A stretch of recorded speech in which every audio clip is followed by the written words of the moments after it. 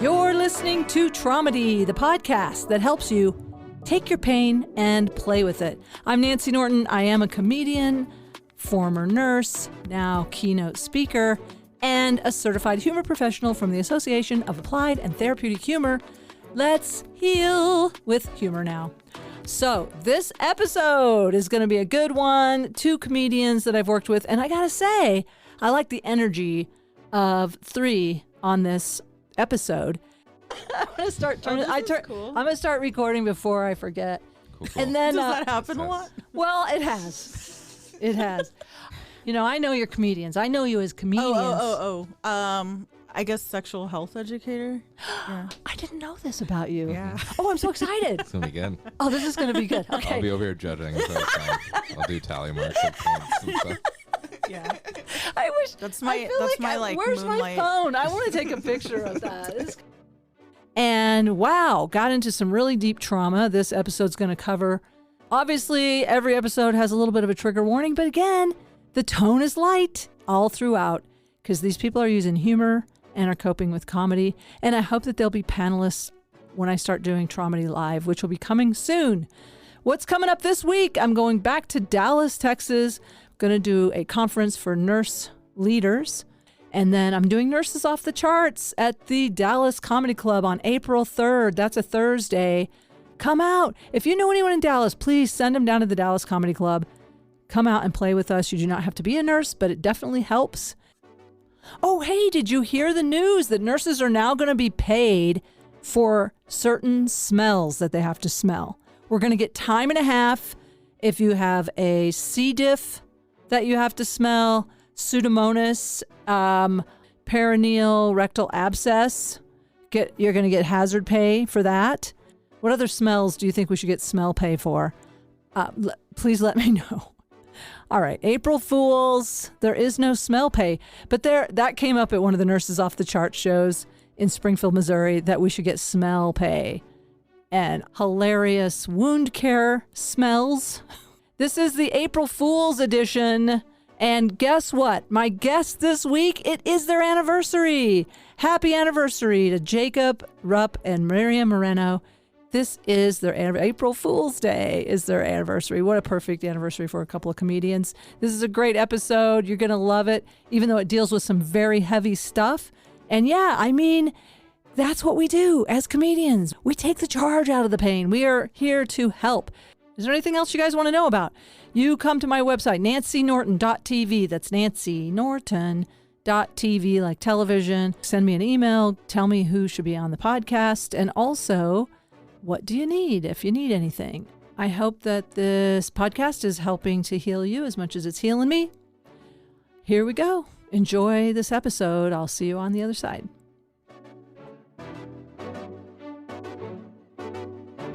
Welcome to TROMEDY. My guests this week are a couple.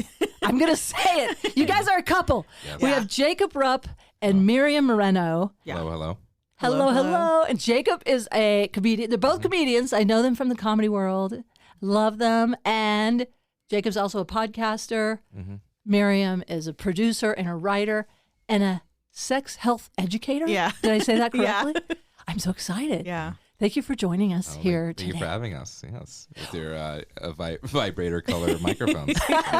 They're velvety like it too. Yeah, they've kind of got that nice silicone texture. Silicone. You know what you can't do is silicone lube on silicone toys. It'll eat away at it. Like dissolves like. Yeah. We learned that in the science class, remember? Yeah. Yes. So you're bringing her work at home, you know? He always says that. Leave work at work so you don't have sex at home. How long have you two been together?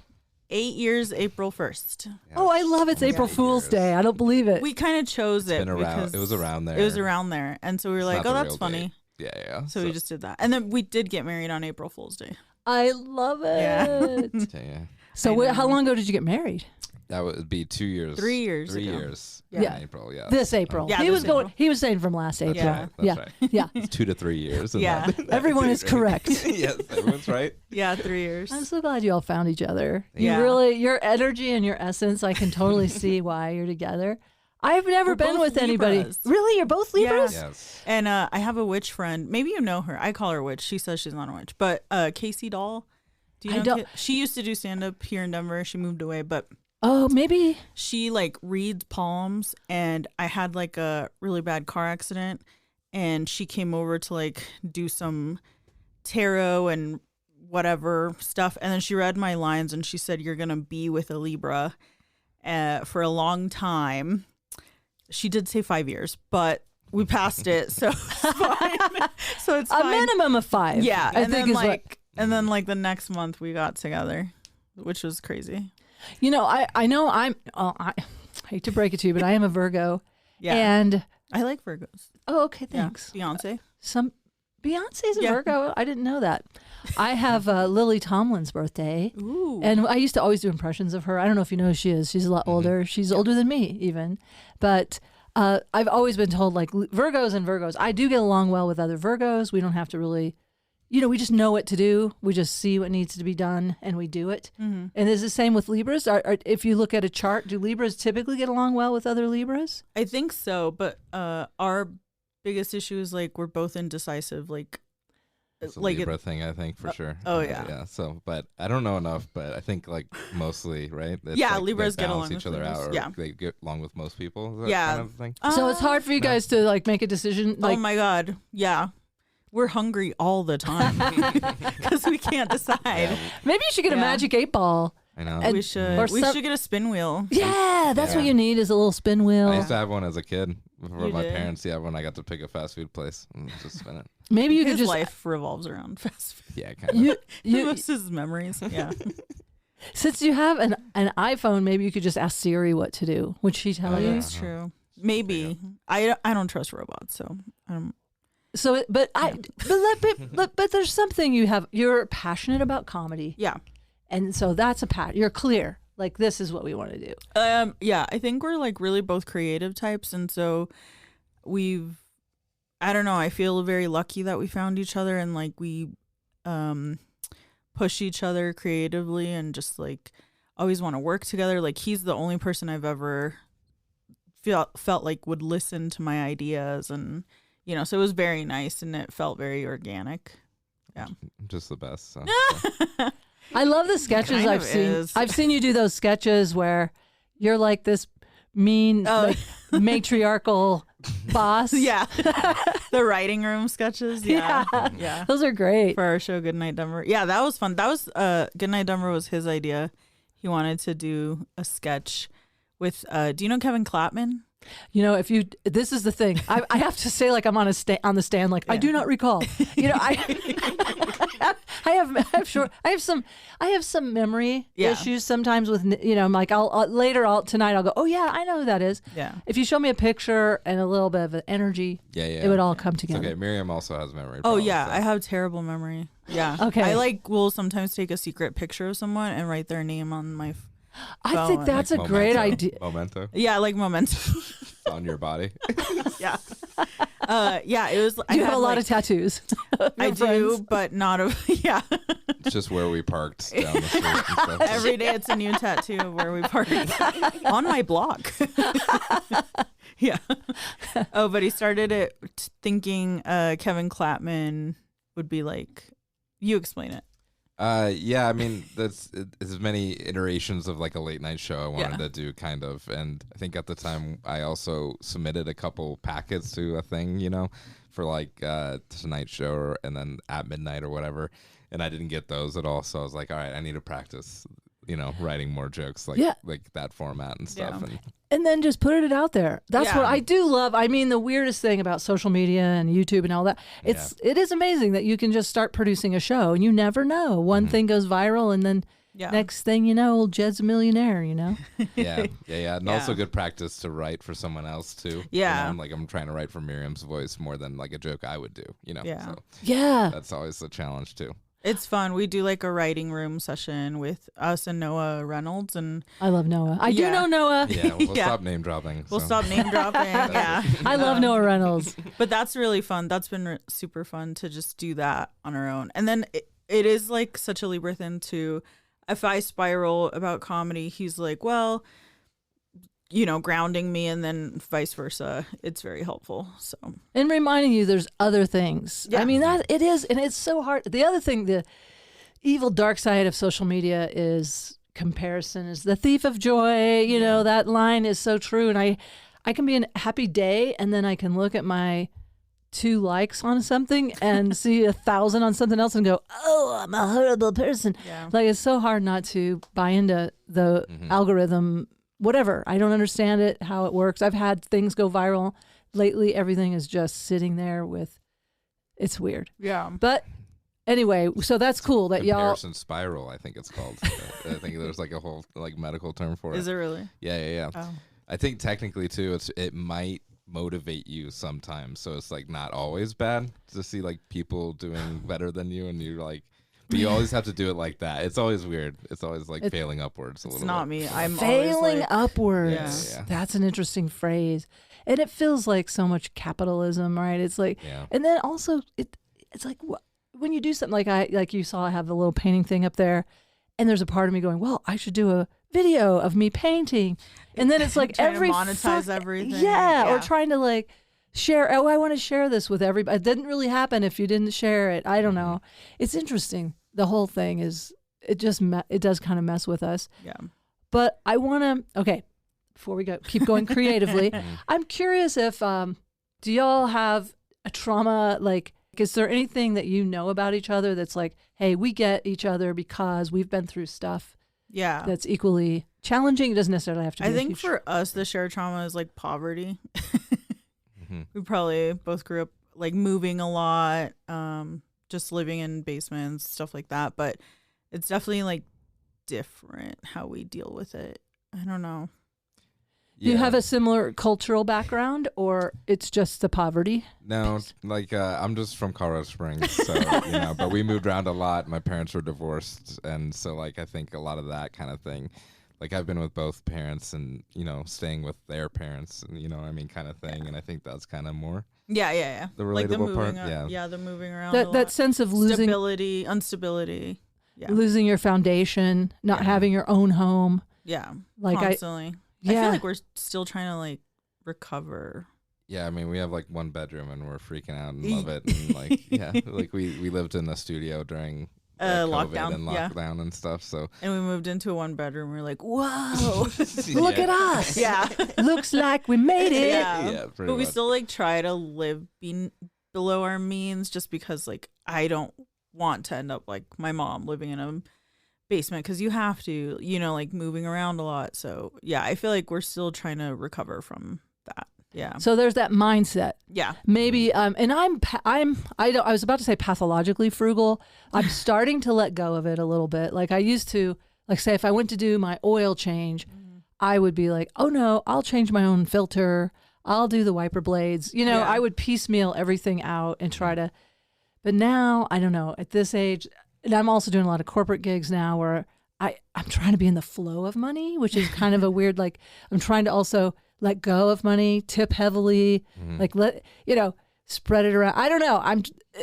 It's a different part of my life though. I think I've always been a little too, generous and stuff like that. I think that's always the funniest thing too, when you have like rich friends who like Venmo you and stuff. Oh my and like God, want to split everything, And I then do it's think the poorest friends growing up are like more generous. The and stuff most like that, generous. things like that. I have found that to be very true in I hate general. rich people in so many levels, but that's one of them. They're so fucking stingy.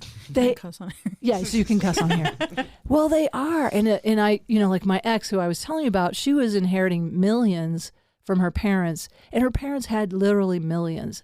And I just remember being at their lake house one time and trying to make potato salad, and she was clutching a jar of mayonnaise to her bosom like a baby, like, we can't open this because I don't know when we're going to be back at the lake house. And I'm like, but the potato salad's going to be really dry. And it was like, I couldn't, pry that out of her arm. Yeah. And that's just inside her own family. Yeah. But then I have noticed that, people that are unhoused will give you half of whatever they have. What is that? I just think that like maybe when you're growing up in poverty or like financial instability, how much further like a little bit of money can go. And so you're just like, I have some now. I know I'll get some more eventually, or if not, it'll come back to me like karma wise. So I just give. I don't know. I just know it'll be okay. I told Jacob the other day, I was like, there's a saying that people say it's like so expensive being poor. And I think rich people don't understand that. And yeah. When you say that, one thing that just came to my mind is like, I've always found it paradoxical. I don't think that's just me, but why is it the people that need the lowest interest rate have to pay the highest interest rate? They're It's being just punished for... It's so cruel. Yeah, for like failing within the system that was built to exploit people. I don't know. Yeah. But you all have this common footing where it's like you feel like equals, and you've been through stuff, and you know that feeling. Like I say on TROMEDY, we try to show people like, here's how we take our pain and play with it. Yeah.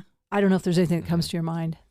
Well, I have a lot of poor jokes. Yeah, you do. And then, I was just thinking and with a longer set, I can do a lot. It depends. Like, I'll dip my toes a little bit, and if they're not super into it, I can do like one or two and then get out. But it is funny in a place like Boulder too, and trying it out.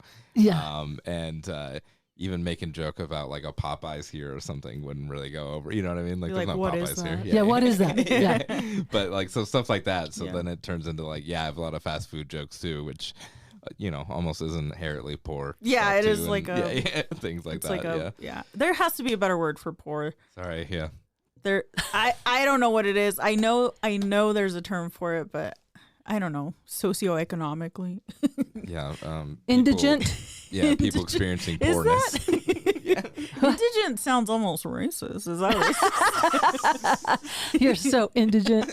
Ow, bitch. That's not called for. Yeah. Well, what will you do? Because the word poor, I don't know. What is, I was trying to think of like, did you ever read The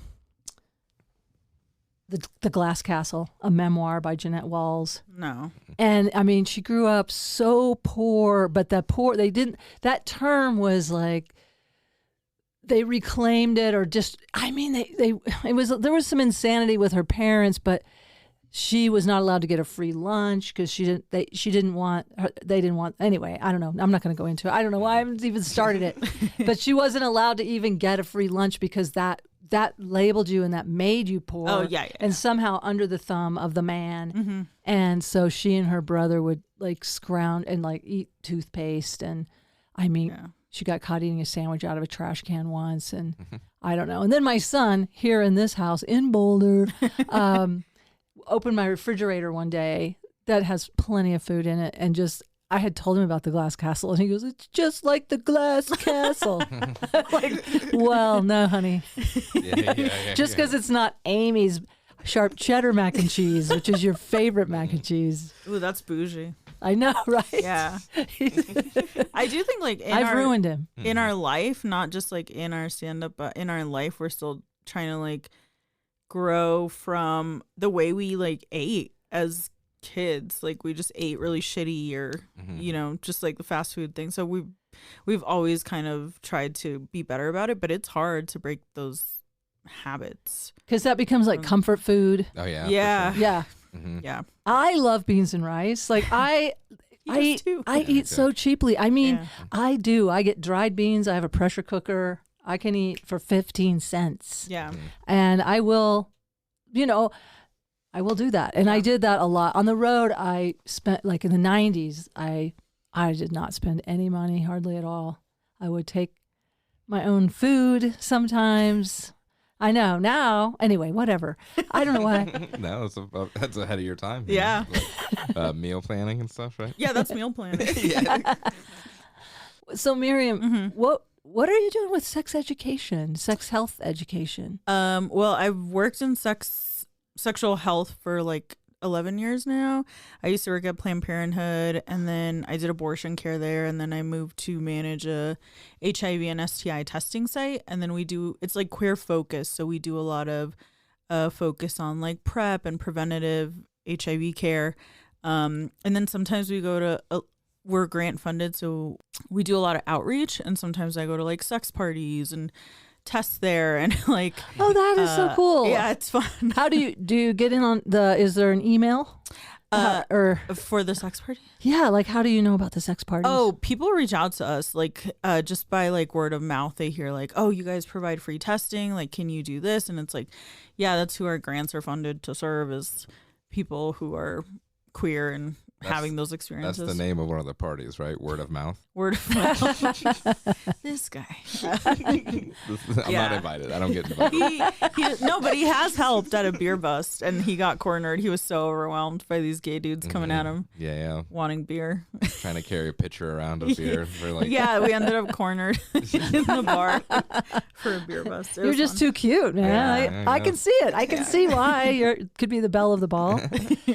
So, I mean, I'm just fascinated by a sex party. I am ignorant of the sex party. So is it like a huge bash? Is it like a big? There's so many different ones. There's like poly clubs. There's like little clubs, like membership clubs. So there's like polyamorous clubs. And then there's like just MSM clubs. You know what that means, right? You're a nurse. And the M, what's the first M? Males who have sex with males. Oh, yeah. I thought it was something like sadomasochism. I was like, no. What kind of M? I'm sure there is, though. But a minor. I minored in sadomasochism. I was trying to figure out the MS. Yeah, there's a lot of that, and some of them are held at like this house, and then you pay into the membership, and like every night is a different night for like who the demographic is. We used to test at bathhouses, but now the last one closed in Denver. Yeah, there's all kinds of stuff. There was like Queer Kink Con. That was interesting. Very cool. We tested there for the 3-day weekend. Wow, yeah. Kink Con. Yeah. I like that. They would do like workshops during the day, and then at night, like we would leave at 6, and then at night is when they had the party, and then the party just meant everyone has sex everywhere. So I just cabbie wiped everything just to be sure. Still, you don't know where the splooge is gonna land. Yeah. You know. Still a lot of Spider-Man outfits on. Yeah. You know? It's hard to read the trajectory sometimes. Yeah. You know, my experience with sex, I was, in the lesbian community for a while till I got fired. And as a lesbian, but I would go to this place called budget cuts, right? From DEI. You were DEI. I was redundant for sure. There was a big place in Michigan, the women's music festival, like 7,000 lesbians would gather in the woods in Michigan, and it was interesting. Like they had an SM workshop and stuff. I learned some things. I don't know. That sounds cool. Yeah. Yeah. But I know like sex with women on women is not as high STDs. Yeah. What would be the best outcome? So if you went to this sex party and somebody tested positive that maybe they didn't know they were positive, that'd be a lot to process at a party. Like all of a sudden to get that news. Yeah, I always Is it an prep instant read? Like is it a blood stick or is it a? Yeah, it's a finger poke, and we do instant tests, so it's like a minute for HIV and then 10 for syphilis. And we always ask them like, if your test came back reactive, do you know what kind of support you would have? And a lot of them are like, my friends are here, they know, or I have friends living with HIV, they would know. I know how it goes. Yeah. A lot of people are prepared. Okay. Yeah. And have people gotten a lot more lax? See, I did home care during the 80s when young men were dying. Yeah. I mean, it was awful. Yeah. And it was a whole different feeling back then. Like it was a death sentence. We didn't know. Yeah. Now, like you said, there's PrEP, which is a medication you take if your partner has it or if you're going to be in the community. It's to prevent HIV, so you could just use it every day and just like have sex whenever you want with whoever. It doesn't matter like anyone else's HIV status. Is just to prevent you from contract. And people can just live on that the rest of their lives. Is it something they take every day? Yeah, daily, and then there's an injectable every other month. But you can also use it like as needed, so like per encounter instead of every day. If people have a bad time with like the side effects of it. Oh, cool. Yeah. You know all about that. Yeah, the side effects. Jacob, sorry, we're leaving you out. Yeah, no. He just learned. He knows about it. Yeah, I know about it, but yeah. It's just I tell him. Yeah.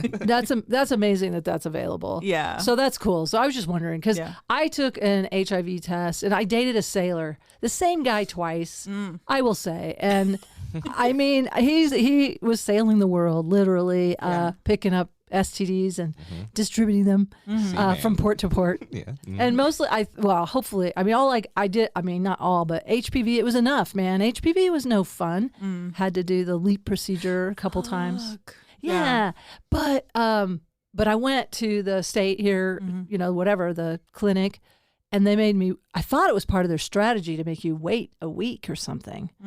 To make you like live with this unknown and like maybe take it a little more seriously, like But anyway, I don't think so. I think you're just waiting. Yeah, I think you were just waiting. Okay, I was like, but you're saying it's 10 seconds or whatever. Oh well, that's just HIV. There's no like blood test or anything for HPV. But no, I mean she tested me for HIV. Oh, if you and then got I had blood draw though, I had to wait a week. If you got a and blood it made me draw. nervous because I was like, I mean, he was a sailor. Yeah, you use a lab mostly, right, and stuff. If someone tests reactive with the rapid, then we have to draw their blood and send it out for confirmatory testing, and that takes a couple days.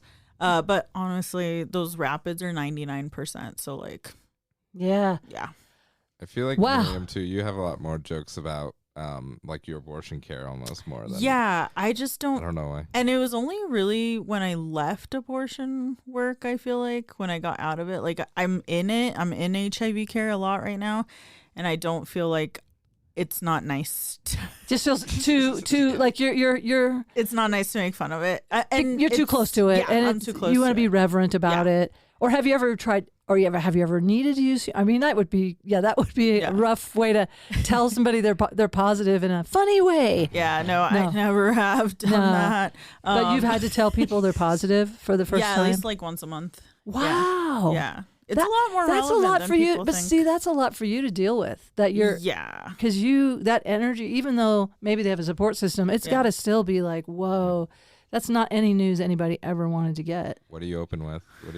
What's my opener? I say, tip your weights down. No, no, no. It's I always tell myself like, if it gets too easy, like the work gets too easy and you're losing empathy, that's time to like check out and like get a new job, because you should always be present for every single person that you're giving results to. That way they have like an empathetic experience. Beautiful, man. Yeah. I like hearing that. I know I do a lot of nurse jokes about being a shitty nurse, but I tried my very best to do the best nursing I could do, but now I like to make fun of it. Yeah. And some of my patients. You're far from it, right? Yeah. So with the abortion care, what kind of, is there anything you want to share about any? I mean, I had a lot of trauma from abortion care, I think, that I just don't really unpack. I think I'm fine, but I bet there's something there. But I do have jokes about it, just like more about protesters, and then just like abortion is whatever, but it's never, I try never to make it about any client's experience, because that's not my experience. I just make it about myself, or making fun of myself or the protesters, or just like the idea of abortion. But like when I started there, I was in the call center, and then the shooting happened in Springs, and I was working at the call center, and like all of the calls from like, who was the SWAT team, for whatever reason, their radio was coming through our phones and we could hear everything. Wow, and weird. Then, and then a week later, I was supposed to transfer to the clinic, and I was like, I don't know if I should. Something came up. Yeah, and so I did, but then right away they kind of stopped. They stopped services for a little bit to deal with that with the staff in the clinics. And I didn't go to the Springs clinic. I went to like the biggest abortion one down in Denver. And we did a lot of workshop about like, what does it mean to work in abortion care? And like, does your family support you doing this work? And I was like, oh shit, is it supposed to be heavier than I think it is? Like, and it was them putting that weight on me, but I didn't give a fuck. Like, I was like, yeah, abortions are whatever. But there was no part of you that had a cognitive dissonance with it, or a somatic, part of your body. No, I just liked the care, and I liked the work, and I like was excited to do it. And so I was like, am I supposed to be sad I'm doing it? Like, you know what I mean? Like, I do know what you mean, because here's the thing. Last night, we were doing a show, and we're doing a show tonight. Yeah. Comic Sense here in Boulder. Fun little tiny room though. It's like they're right on top of you. So it's very vulnerable. You have to Smell look at you. everybody. Yeah. You have to look at everyone. Yeah, you can actually, there's a lot. It's intense. And I mean, I didn't articulate this very well, but I really do think this way. Like, if you can have an abortion, you should have one. And if you can't, then you shouldn't. Like, it's so simple. Yeah. Like, I had miscarriages when a baby I wanted. Like, I wanted this baby so bad. And to me, it was a baby, but it's not really. It was more of a blastocyst, probably. I don't know if you know what that is, but I know what that is. It was like 2 months. I was like 2 months in gestation, but I was so excited. Yeah. And then, the term is spontaneous abortion. So my kind of joke around it is that God performs my abortions. Like, if God can surprise me with a spontaneous abortion, then you should be able to surprise God with a planned one. That's fair. That's good. Yeah. But I could see myself having a bit of a, like, because I lost my little, heart. Yeah. They have a heartbeat so early, and it is kind of complicated. And I walked around my house holding something the size of a kidney bean in my an imaginary kidney bean size thing that I held close to my heart. I wasn't ready to let go of it. Oh. I know, like one of those monkeys with a dead monkey. I was walking around my house like that. I have seen those, yeah. No, it was really, there's a maternal thing in there. And so... Then you love beans and rice so much. You're eating those babies. See how hard it is to do? That's right. I'm trying to get one going still. Anyway, because that is kind of complicated. Especially, I would say, but then again, it isn't, because it is really what you make it. It is what you make it, A lot of women would come in, and a lot of times, like, you have these consent sessions, which just means you tell them how the procedure is going to go, ask them about their support, and then just ask them, like, are you ready?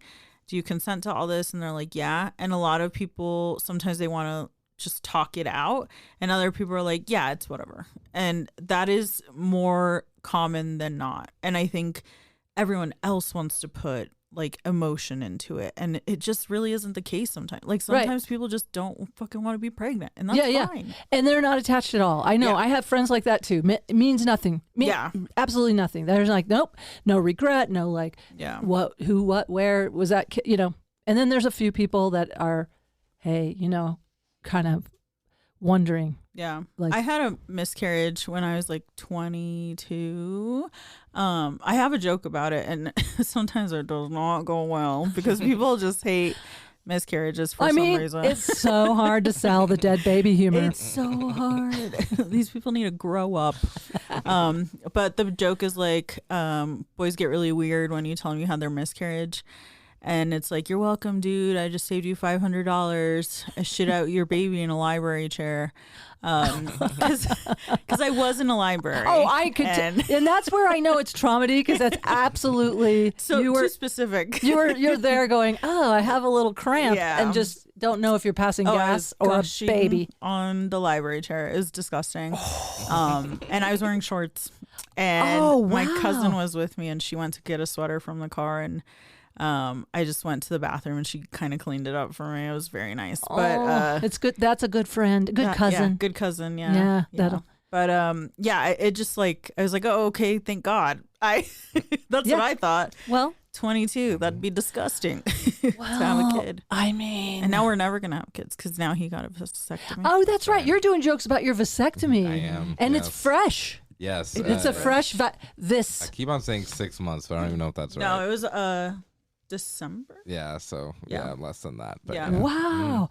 I interviewed Andrew Orvidal has some stuff about. I mean, his episode's called like a botched. It's about. I saw his is like nuts. Like his was kind of botched. What happened? It was so painful. Oh, did yours go well? Yeah, mine went really well. They gave, what did they give me? The pain reliever. They gave him like a Vicodin, right? Yeah, something Or like something that. like that. So I had a couple Vicodins before and stuff, you know, so I was all right. He was kind of chilling. No, I think they were pretty good. Yeah. They showed Miriam the whole thing. Oh, 'cause I they watched the whole found thing, out but she's in sexual health, and yeah, they were showing I was her like, okay, so I could do this at home. they were like showing her like pulling stuff out, and I was like, Yeah. stop showing her. She doesn't need to know. He was tugging at stuff pretty hardcore, and I was like, ugh. Yeah, But I yeah. loved it. I loved watching it. Yeah. So, But now, does it kind of get in your mind between you when you're making out or anything? Doesn't like pop in your mind every now and then, like, whoa. Oh no, I'm not grossed out. Okay, I used to process fetuses, so Okay. my threshold for like gross stuff is pretty. All right, I interrupted you, Jacob. You were saying, I don't know. but no, she was watching. She was watching. You were on your Vicodin. They probably numbed everything really well. Yeah, I think it was pretty good. It seemed like the guy was pretty good at it, and then He was really good. He came to our comedy show after. Oh yeah, he did come to our late night show, which was We fun. gave him a shout out. Vasectomy doctor. Yeah, I forgot his name, but I did. It's funny because I think I was trying to make a joke about this because I thought it was funny. They had like the island thing up on the ceiling, you know? Oh, something to look at. Yeah, that I've never seen before, but apparently that's in like I every told him like that's OBGYN and yeah. stuff. Almost like a baby, you know, when you have over a baby crib where you have the mobile. They should have that. Like, here's the baby. You're never going to have a baby mobile, so you'll have one now. So that actually helped pretty well because I think I'm good at that kind of like all these dentists, and I'm just like, nope, I'm not. You know, dissociate. Yeah. I think I'm a big fan. There's a good time to dissociate. And that's a gift. If you can just go away, let them do their thing. But the good news is, because I think with Andrew, it was painful. I mean, for months. I mean, he had to go back and get months. Yeah, he had to go back and get it revised. His just was not done. I think something like adhesions or something was in there. The week after was pretty rough for a while, and I just like sat on ice pretty much the entire time. You know, yeah, so it is, and it looked pretty gnarly for a while. Oh my god, the balls look huge, and then they were like black and blue, and the stitches. And I took stuff pictures, on it. everything. We'll use that on just for a photo album. Yeah, we have a gross time lapse if you want. Yeah, slideshow. Yeah, with it, what music would you have go along with it? Wrecking Ball, or what is that song? Yeah. You came in like a wrecking ball. Yeah, it was Back in Black. Or something. Back in Black. Back in Black. Yeah, it looked pretty gnarly. Yeah. Wow. Yeah, so I don't know. I'm talking about it on stage. I don't. I mean, I have a joke about like the like operation before or whatever, like procedure or whatever, but nothing really too. I don't know. I don't consultation. Yeah, I don't think I have too many like negative aspects about it. You know, so. It's also fun to ask people if anyone's had a vasectomy too. That's been really fun. Just to, like ask that. And I think it's a great PSA too. Yeah. I love it because there were like I remember people were applauding last night because I think right now with the abortion laws being on the books in all these states, it's like the most feminist thing you can do is get a vasectomy. That's what I said. Yeah, well, that's I mean, when we first met, you know, Miriam was on a lot of birth control and stuff, and that ended up not being very good overall for her. Yeah, I had terrible time on birth control. Yeah, that it feels like almost a selfish thing too. That's actually pretty unselfish too, a little bit, you know. So like, I feel good about it. Yeah, you should. It's always going to be a nice point in your favor over there. I mean, it's got to feel relaxing. Now you don't have to worry. Yeah, but we're like, you did go through a little bit where he was like freaking out. Oh my god, this is forever. Yeah, you have to go back. You and have to test grieve it. make you know, sure it works, I think you know? so. Yeah, it's a loss. Yeah, it really is. It's got to be psychologically too, knowing that you're shooting blanks. You know, like I mean, does hopefully. Hopefully. Well, you went back and got tested, and it's working. Yeah, there's still semen. It just gets reabsorbed, right? Is the thing. I don't know where it goes. It must something. Yeah, it's still. I mean, it's just two tubes, right? They two tubes. The semen and then the sperm. The sperm doesn't go and through. And then they burn it off. But the semen does. Yeah. So it's not like stuff still comes out. Oh yeah, for sure. Yeah, it just isn't sperm. It's not like powder. Is it? And I mean, this is a personal question, but is it as satisfying for you? Yeah. Oh, that's a good question. Yeah, I'll double that question. It feels the same now. The first couple times felt weird, just like not pleasure wise, just like I don't know, ball wise. Like there was it just felt bad. like- It like- felt like blue balls a little bit kind No of thing. way. Where it's just like just sore a little bit. This is the So, first I'm hearing of it. well, I mean, but it wasn't like bad. Like the actual part of it is you can kind of like feel it go through for the first couple times. And okay. then now it's all good. But Now yeah, you don't yeah. notice a difference. Mm. No. That's good. Let's just like tell the listeners Yeah. out there that ultimately feels great. Don't have to worry. Feels normal. Yeah. And how it really equalizes your relationship, puts you on equal footing. Andrew's story was fake news. He was paid for by big balls. Yeah. Yeah, definitely. I would love to have you all. If I do the TROMEDY live, and again, we were talking about doing TROMEDY live, and you were saying, Jacob, like, oh my gosh, it's like people taking their most vulnerable thing into a public setting, but maybe it'll be TROMEDY light at first. Like, let's just talk about that parking ticket, or Yeah. maybe not your deepest, darkest trauma up front, your incest story. I don't know though. If people are ready, like depending on where you are in your recovery, like it depends on how much distance you have between the trauma, or like I'm really ready to laugh about this.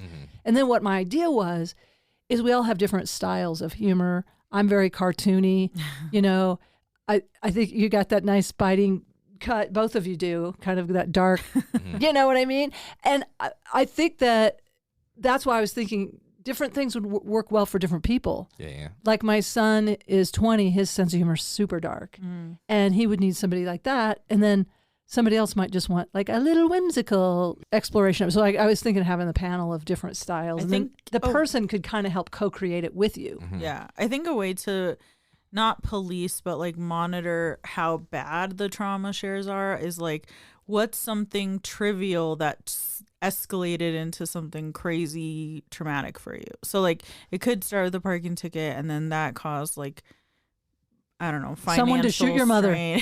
Yeah. Yeah. They just followed you something- home, road yeah. rage. Yeah. Something No. trivial that just kind of spiraled out of control. No, that you're right. That's a way to be like, don't tell me some fucking weird shit.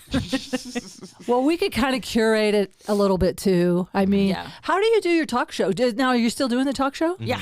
Okay, so tell me about the talk show. Where do I see it? How do we see it? It's every other month right now. It's at Dude IDK Studios. Oh, I love that Yeah, place. which we're moving in 1st of April. So the 4th To a of bigger April. space. is You our are show. moving to a bigger space. The Dude- studio studio. is. Dude, right. IDK. Dude, I don't know. Dude, Yeah. I don't know.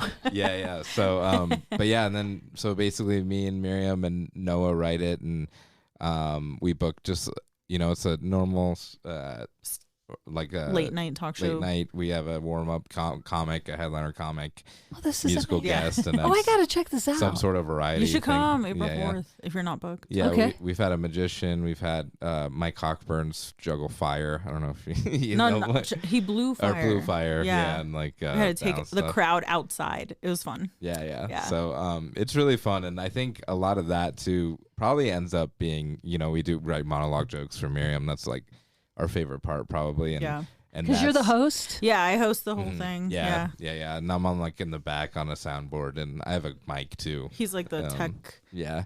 He's the Andy Richter, but kind of. Behind the scenes, but Behind the you're scenes. in the room, but just Yeah. in the People hear him. He has a god mic. Yeah, cool. Oh, I bet that's perfect. Yeah. So, but I think like thinking about like I don't know us being maybe lower income and stuff. That's like a lot of our news kind of is punching up for sure. You Oh, know? yeah. Like so, I think that's what we like about it too a little bit. Yeah.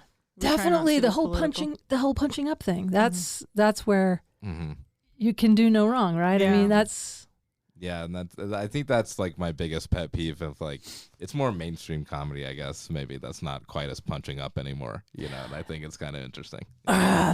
Kill Tony has Mhm. big influence. Yeah. Or like Joe Rogan's like just like a Roast battles. mouthpiece now, kind of, So Yeah. like it's like I don't know. It was kind of weird. I just did these shows in Dallas and Fort Worth a couple days ago. Mhm. And so there was an open mic right after our show. And so all these people were hanging out and just kind of talking to some guys and asking them about the scene. And, I said in Denver, we have a really friendly scene where like, we love people. Give me a tag. Yeah. We love helping each other, co-creating together. A lot of scenes aren't like that. He was saying, yeah, well, in Dallas, they post signs that you can't punch down. And of course, it was two white dudes talking about it, where I was like, yeah, Kill Tony has had a lot of influence. Yeah. That's what they love about, Fort Worth. We can do whatever we want, because it's the good old boys out in Fort. It's weird, like in a, dual city like that, in the Metroplex, that there would be. Yeah. Just like the weird split, right? Yeah. Yeah. Yeah. Yeah, it's interesting. But yeah, that's like our show. Yeah, we're trying to do it more. It's a lot of work. It's a whole production. That's why it's every 2 months, because it takes a lot of work. Yeah. How long is it a full length? It's like 90 minutes. Try to make it like 90 minutes. Yeah. Yeah. And then you have guests that you interview about different topics that are interesting to you. Like, do you have like Denver people or Colorado people that have like who did we? Yeah, we've had Denver Foos on. Yeah. Who are like they're like a cultural. It's like there's some Mexican dudes just on like Instagram Mexican dudes that are like culturally very Denver kind of influencers kind of thing, So like very we're niche. Trying to, get more into that for sure. I mean, we've thought about having like Ron Doyle on the pod and stuff, because of the bump port and stuff like that. So more the narrators. So like talk about like Denver something, cultural stuff going on. Yeah. So that's just really like all our stand-up buddies and stuff, for sure too. Because part of it is too, like, I grew up in Denver and I do love Denver, and it's changed in so many ways. And like, it used to be very, very Mexican, and now it's like everyone's being pushed out. And I feel like we like that about Denver, just the small feel. We were very proud. Our last show had like 20 Mexicans. So many there. Mexicans. So, yeah. Oh, fantastic! Because I interviewed what are these guys? The Denver Foos. I think But are you both saw me at a different show. Do you both have a heritage as Mexican? I'm from Mexico. You are born in Mexico. You're born in Mexico. Yeah. So different heritage. Yeah, my family kind of always considered themselves Mexican, but they're ended up native. just being native and from Colorado Springs and Pueblo and stuff. But you do that joke about being half white and your grandma. But I do think it's like they've been there for a long time, so I do think it was like old Mexico. Old Mexico, like pre-United States. Yeah, when it was a territory of the when it was So when it was its own thing. So technically, I'm half and Miriam's full. I'm full. Yeah, I'm all Mexican. More authentic. Yeah. Do you have dual citizenship? I got my citizenship when I was 18 to the U.S. and then my mom keeps telling me to get my dual citizenship, and I haven't, but I should. I got to work on it. I mean, it's a whole thing to call the consulate. There's some phone calls involved. Yeah, and I hate that's just that. too much. It is too much. I so understand. Yeah, she mixes it up, telling me he has a HIV. Yeah.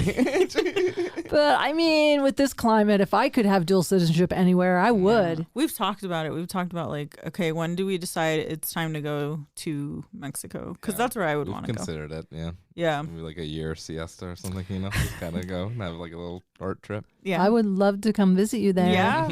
If you would allow it. You'd be allowed back. I, on the other hand, I'm not sure.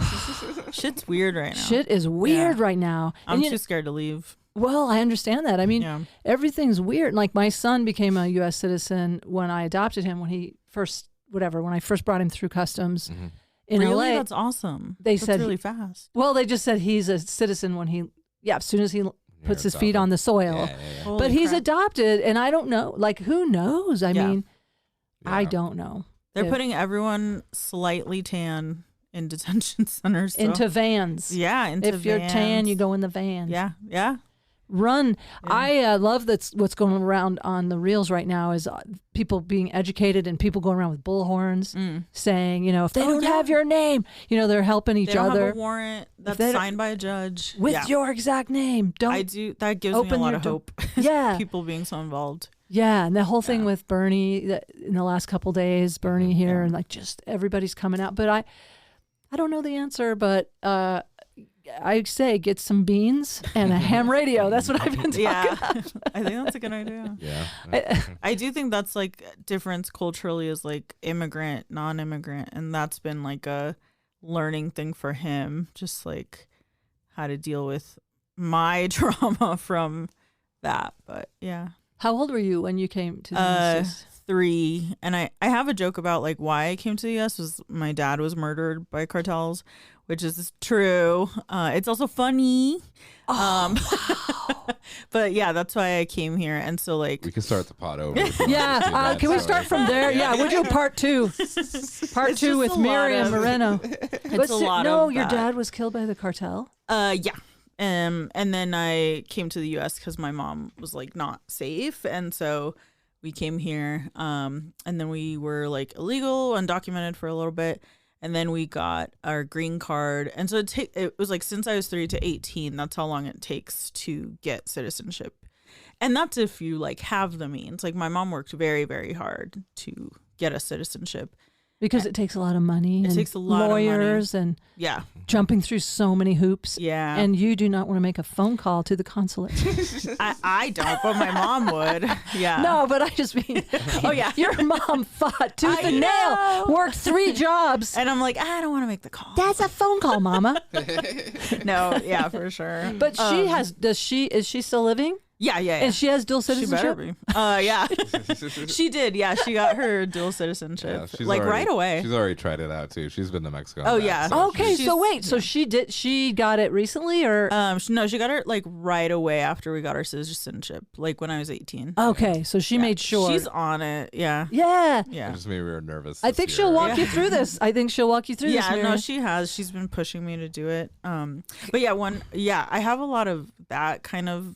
I have a lot of violent history in my family, and one time I remember Janae told me, she was like, "Yeah, it's try to write about other stuff, that like write what you know. It doesn't all have to be that." And I'm like, that's literally all I know. That's- It's like, Well, also, It's a lot of you're that. talking about Janae Burris, who Yeah. runs the New Talent Night. yeah, But I'm like, but you got to do what discharges the most yeah, trauma for you. In my opinion, most of my comedy is emotional release. I gotta be honest. There's so much of it. I really respect cerebral comics who come from the place of like, ooh, this is fun if I take this word and that word and then create this little Yeah. world over here. Mine is really, I'm like Grandma Moses of like, it's just this getting out of my body. Like, hope you enjoy watching it, Yeah. throwing out the pain. Yeah. So that's what comes to you because that's what you need, probably. yeah. I guess so. Yeah, I've tried to write like lighter jokes, and oh What's my it- god, it's Yeah. hard. Well, like in that It's difference, hard for me. kind of like that. I think it's funny because I feel like I will talk about anything on stage and lie about anything. Oh you know, yeah, and, he like, lies. About Like I feel like that you would never. I can't about lie. That's the difference. Yeah. That I feels like can't almost. make up a story. it. Yeah, I'm yeah. similar. I feel like I'm more of a. I embellish, or I like. Oh yeah. I cartoon things, Yeah. but they're rooted in something real. Yeah. And yours is like you're absolutely okay with it all being Yeah. fantastical. Yeah. Yeah. That's cool. That's liberating too. Yeah, because I remember really good at who that. got in trouble for saying like their stories weren't true, like a bigger. Oh stand-up yeah, comic I or know who you're something. talking. Oh yeah. And I was like, I don't care Yeah. about that at all. And I know then this is stand up. Yeah, I was yeah. telling my son who. It's a joke. this is- Yeah, I was Yeah. saying like in stand up we're allowed. It's allowed to be a lie, and then I have to watch my stuff because I do these keynote presentations for nurses, and I was doing a bit that I do as a comedian. Hassan Minaj. Yeah, I think so. Yeah. That was That's right. who it is. Yeah, Okay. yeah. That is who it is. I remember when that was going on, and it was like, but it's a stand up Yeah, bit. This yeah. isn't him doing narrators where it's supposed to. Like in narrators, it's supposed to be true. Or like in my keynote, the story should probably be true. And I am so embarrassed that I forgot where I was. And there's this nail gun story I've done over the years that is just something I read in a newspaper about a guy who accidentally cut his hand off and then tried to kill himself with a nail gun. And, how funny that can be. Yeah, that's But- hilarious. Well, I know at first I was like, that's not funny. But then it turned out it Be worked. fine.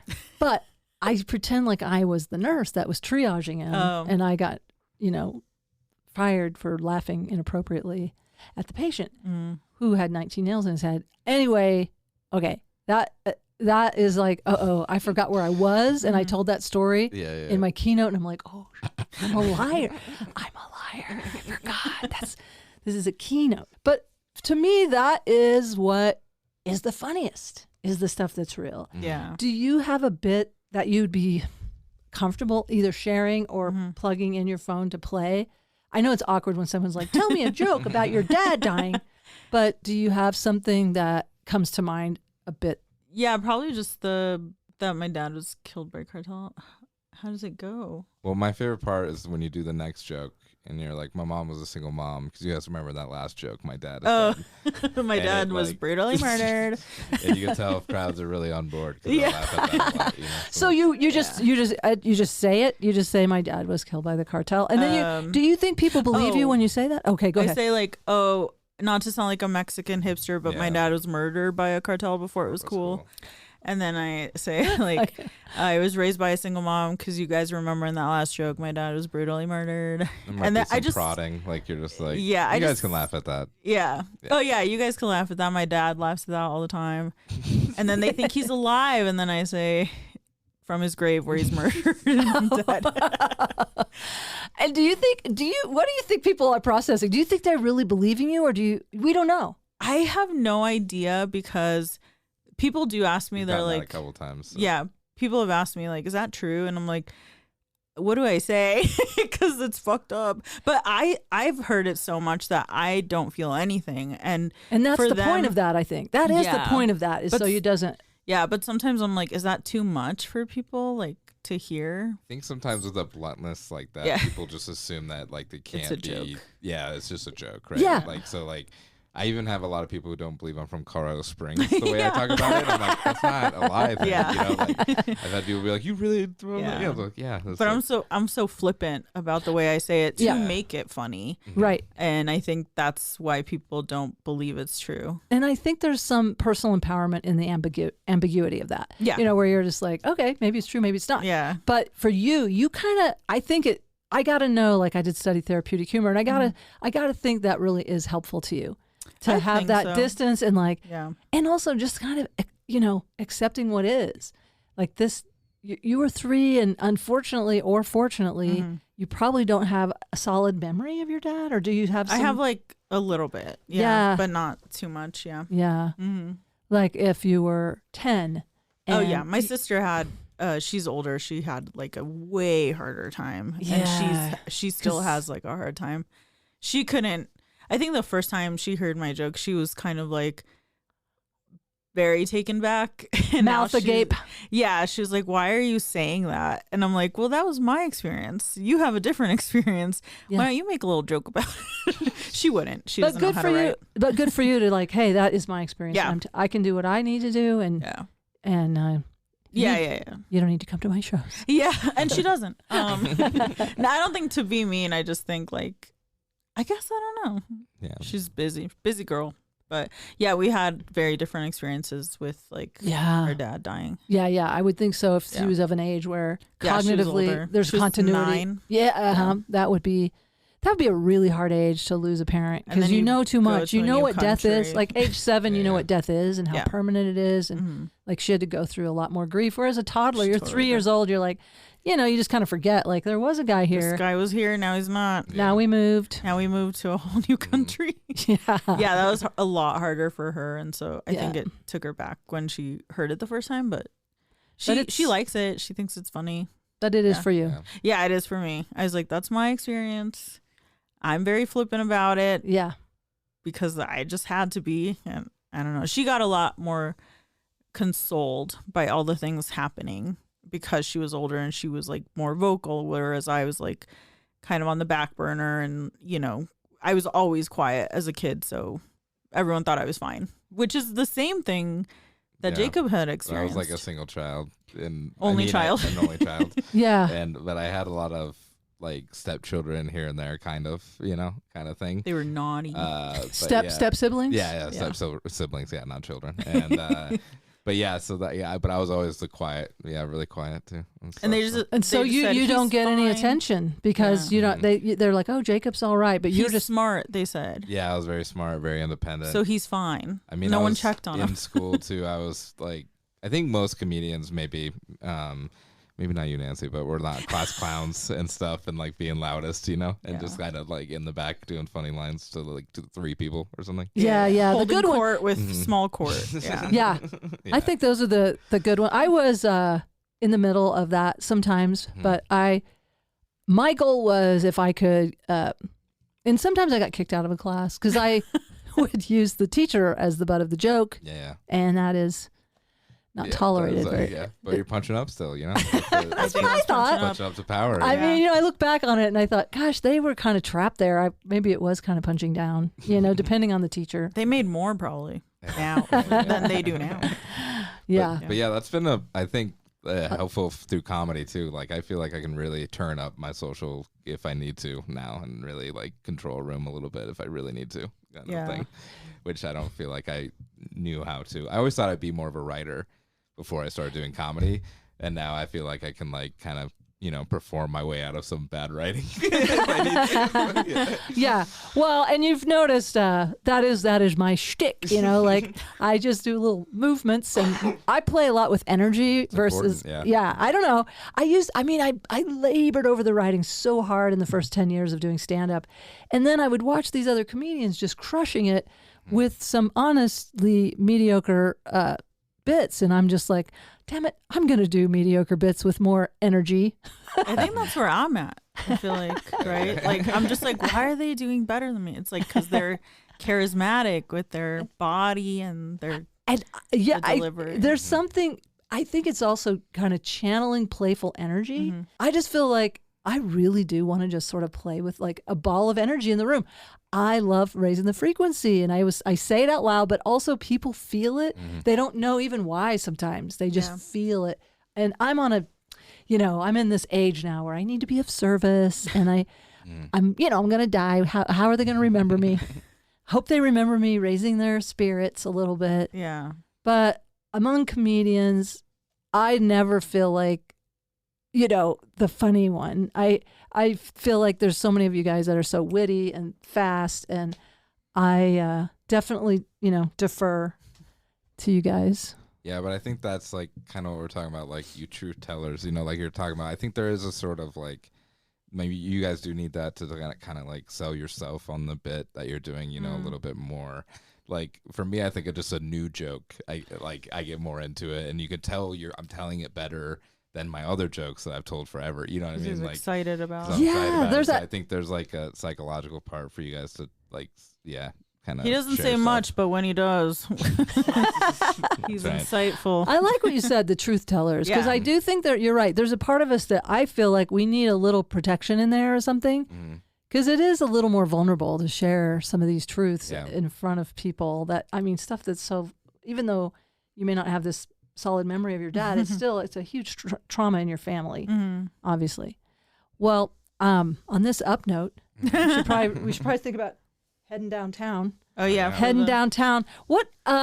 So at some point, if we do TROMEDY, I hope I can call on y'all to help me punch stuff up a little bit. I just think it'd be a fun show for me.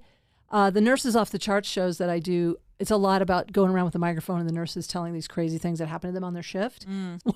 I like that it's like, okay, I can go there, have a purpose, hear some funny things, but also hopefully, like I say, I hope people leave feeling better than when they walked in. That's kind of my goal. Yeah. But well, I think it's funny. There's something to say about like crowd work being popular, Like if audiences want it, that's kind of what audiences want. You know what I mean? Like thing. Like if that's what the way they want to talk and interact with people now. You know, I think it's like a post-COVID thing. Yeah. Of not being a real audience member, but that's a whole different thing. Just needing that connection or something. Yeah. Then instead of being talked to the whole time. Yeah. So it's interesting. I mean, you did great last night. I was having a blast. So I had some fun. I really let my muses talk. Like I feel like there is part of me that just channels muses, and that's the way I'm looking at it.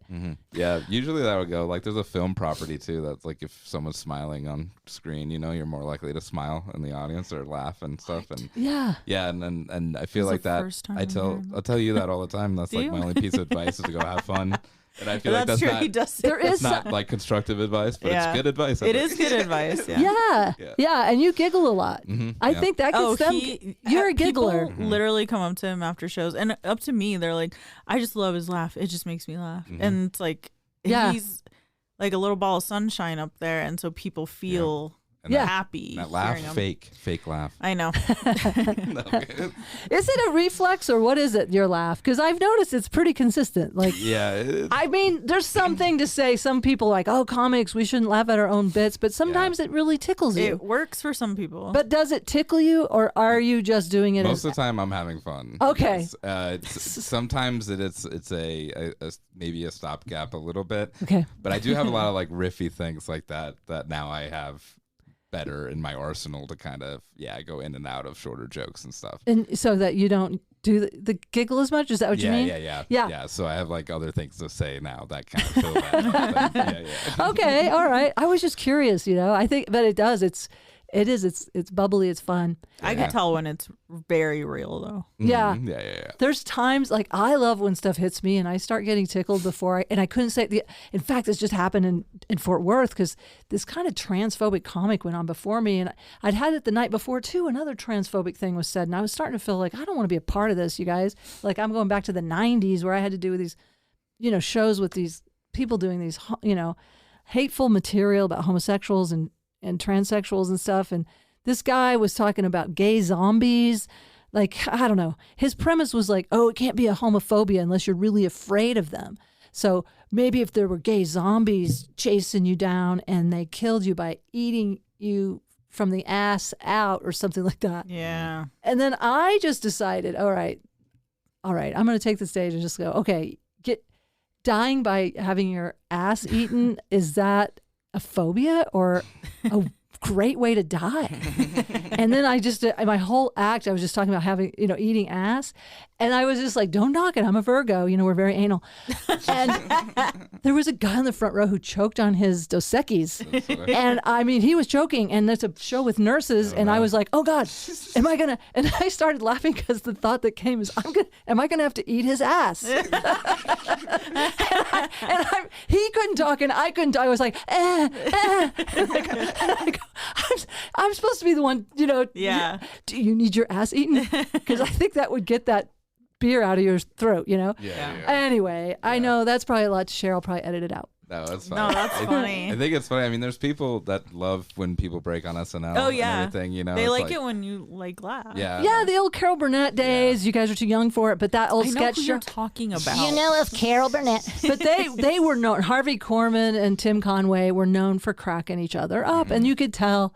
Like it's Harvey, a lot funner. Yeah, it is. Yeah. So I'm just way over people know what stand up is so much now. You know what I mean? Like, and my style too is very deconstructive a little bit.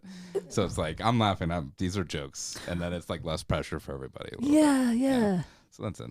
Okay, I like it. I like it too that you're like there is. It's everywhere. Like who isn't a comic? Yeah, like I talk about closers and everything. You know what I mean? Like people know what closers are. It's like no secret anymore. Yeah.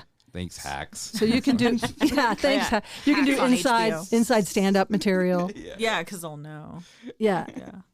Well, I want to thank you too Yes, thank for you. coming on with old Nance on the TROMEDYs.